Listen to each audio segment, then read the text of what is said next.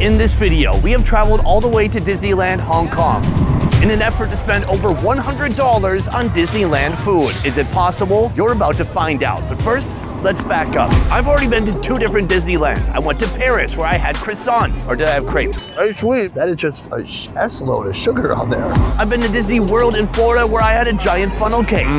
But now we're finally at Disneyland in Asia. How is the food different? We're about to find out. We have come to our first stop here at Main Street Market. Hello.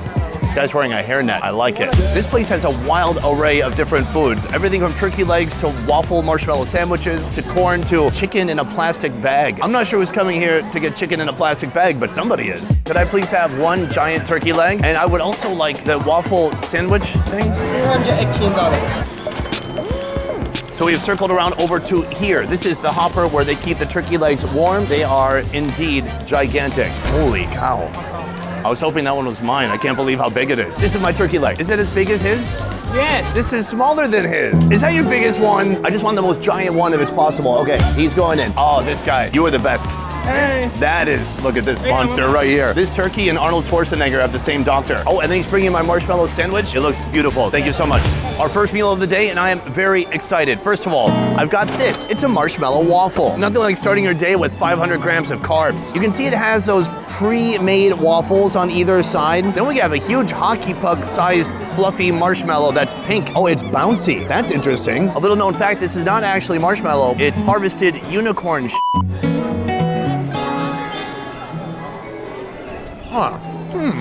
First of all, I can appreciate that they're trying to make this into a sandwich for the form factor. I give it like a 3 out of 10. I think a kid would like it because they don't have much life experience and they're not that smart. The waffle part is a little bit dry. The marshmallow is so confusing. It's soft, thick, it's resilient. Like if this was giant, you could use it as a trampoline. What is that made out of? I'm a little bit offended right now. People keep throwing trash into my table. Oh, right, the recycling bin. But next we have a giant turkey leg. It's over $20. That is wild, astonishing, and very expensive. They gave me this. I don't know what it is. Maybe a rain poncho? Ah, nice. Hong Kong, so civilized. Oof, God, what is there to do but to eat it? Yeah, I mean, that is a giant piece of meat. The turkey leg is delicious.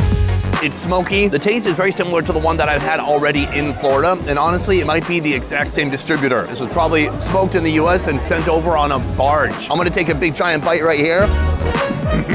This is the way to start your day. I think people are looking at me because they think I pulled this out of the trash, but no. I'm just eating on top of the trash. It's so civilized. I give this like a 9 out of 10. For those of you coming to Disneyland still trying to bulk, this is the move right here. It's very satisfying. We're almost already 30% of the way done with our budget today. This is a big ticket item. The other foods, they might be a lot cheaper than this, but we have to go find out. I'm also hoping we can find something that feels a bit more Asian-y. Okay, I found a food that you definitely will not find in Orlando, Florida, and that is squid. But it's not just any type of squid. Let's take a look at how it works. This is the squid grilling machine, and you can see all the squid inside being pressed from both sides. So after the squid is cooked, he puts it through the paper shredder. Oh, take a look at that. Magical. Oh, you put it in again. Then he puts it in a second time, and then a third time. I'm telling you, this is the Disney magic I've been looking for. By the way, it smells amazing. Very seafoody. For this squid, it is $7.67. It kind of makes sense to me because it's made out of a lot of protein. Although, it looks like it got ran over by a truck. The smell is so strong and pungent that if you brought this to your office lunchroom, you would get banned. They would kick you out. I love that they have literally dedicated machinery to cooking and slicing up the squids here at Disney. Let's see if we can stretch it out like an accordion. Amazing squid technology. This is good beer food. So far, I'm very impressed with the amount of protein I've been able to eat during this venture. It's chewy. It's been marinated in like soy sauce and sugar. It's delicious. The smell can be intimidating, but once you get to know it, you realize it has a nice personality. I'm just describing myself at this point. Oh. Wow, my God. Guys, that was the raccoon from Guardians of the Galaxy. What's his name, Rocket? Boom, boom, my friend is a tree. Awesome. We have come to Tahitian Terrace Restaurant, and there's nothing I love more than a restaurant with pictures on the menu, but this place does one better. They have 3D models of all the food. This one right here is beef rendang from Malaysia. Right over here, they have some butter chicken laid out, displayed for your viewing pleasure. I'm gonna go to this restaurant right now and order some Asian classics. All right, I got the wifey saving us a spot, and I'm headed to the line by myself. I'm saying this lunch line is hilarious. I feel like I'm a Disney slave eating lunch at a Disney mine. Everyone's just waiting in line forever for some food. Ah, look at that. So I'm having trouble deciding between these two, the butter chicken and the rendang. So I think I'm just gonna get them both. Couldn't hurt. That was fast. That is the beef rendang, and that is the butter chicken. Let's try it out. All right, folks, what you're looking at here is over $40 worth of food, at least according to Disney in Hong Kong. This is wild, but you know what? We're gonna have a cultural experience. Somehow I knew instinctually that the food at Disney in Asia would just be better, and so far it is. Let's start with this right here. It's called beef rendang, meat raised in delicious spices and coconut milk. Depending on how much fat there is, they have varying degrees of softness, gooiness, and gelatinousness. That's good. Super salty, more salty than, savory. But the beef is very tender, very soft. You can feel each fiber of the muscle. I like it. To mix it, you're supposed to put it with this coconut rice. Now, let's see if this is any good. Coconut rice is like the pride of Malaysia. It's a bit coconutty. It's very mushy, though. It's a bit overcooked. Oh, kerupuk. This is a chip popular in Indonesia. It's basically like a shrimp cracker. Very nice. Here we have like a cucumber salad with onions and tomatoes. And then we have this right here in the leafy packaging. What is that? I'm not sure. It will all be revealed soon. Then on this side, we have another piece of Asia. This is butter chicken. It has a really beautiful orange colored sauce. Rich, heavy, and just a vast array of Indian spices. This has a nice flavor. I haven't had Indian food for a while. Chicken is soft and tender, very satisfying, super salty. I think they want you to get dehydrated and then buy more drinks. The final thing we have not tried is this right here, a mystery food wrapped up in a leaf. Now, if I open this leaf and there's something else that's wrapped in plastic, I will off myself. Oh, yes, no plastic involved. What is that? It's a chicken. Chicken. Yeah. Thank you. And it looks like many pieces of chicken may be folded on top of each other until it's taken on this weird geometric rhombus type shape. Thank God I went to school in the USA. I know the word rhombus. I also invested at Bitcoin at 60,000. How come we didn't learn about Bitcoin in high school, huh? A bit of lemongrass in there. It's a little sweet, a little savory, and a bit fresh from some of the herbs they put inside. I enjoyed it. From here, I'm gonna finish the rest of this food and work my way around the park. There is a lot more to see here, and we are getting closer to $100. Right now we're at a section of the park known as the Grizzly Gulch. But what cartoon is this from? Who owns this IP? I'm not sure. Anyways, the menu is right here. Everything they have here is fried, and we're gonna give it a shot. We're in a restaurant so generic, they have a food just called Disney Character Pasta Salad. Look at those Disney characters. Ooh, the whole gang is there. Mickey Mouse, corn. Boom, next dish right here. Now, every food place seems to have a theme, and the theme of this one is hot oil. Right over there, if you look, there is a bear character, and the costume is a little bit scary. It looks like the bear has to go to the bathroom, but he just realized it. And he still has to take about 16 more pictures with kids. All right, back to the food. It's interesting if they're putting the fish and the chicken in the same fryer, maybe the fish will taste a little chickeny and the chicken tastes a little fishy. Oh, and you can see like real pieces of animal. That's definitely from a chicken.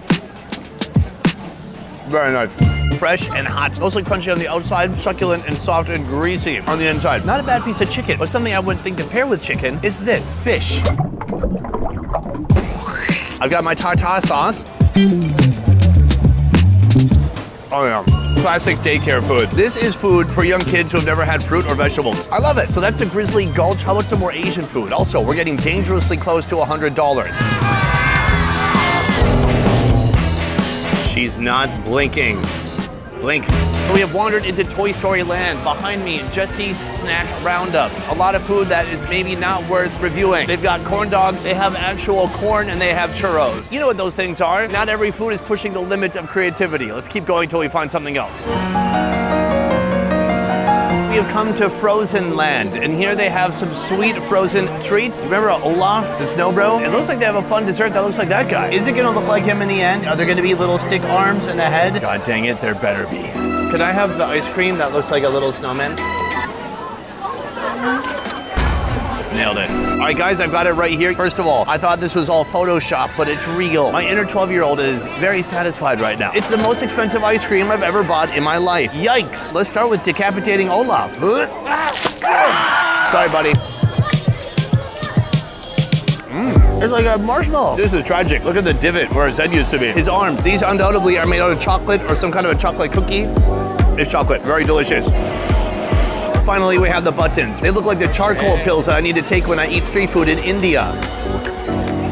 Basically an M&M, a candy-coated chocolate, delicious. After a lot of savory foods and salt, this is very refreshing. And it was even better that it was personified. By the way, look at that, there's this kid over here dressed as Spider-Man.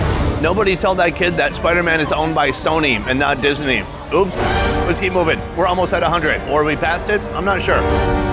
We have come to the Royal Banquet Hall for our final location. This is where we're gonna find our most expensive meal of the day. I'm gonna tell you the price after we get the food, but first, we have some fake wax or plastic figurines in the shape of our food. Screw action figures, why can't I buy these in the gift shops? First of all, they're selling abalone, which I can't even believe you could find abalone here in a Disney park. And then they're selling this Korean dish right here. How does it actually look when it's not just in this plastic version? Let's go inside and find out. Oh my God, it's like a refugee camp in here. They have different lines, international, entrees, Japanese, and grill. When you see me next, I'm gonna have food. I gotta figure this out. All right, folks, we have our absolute final meal here because this is a mouthful.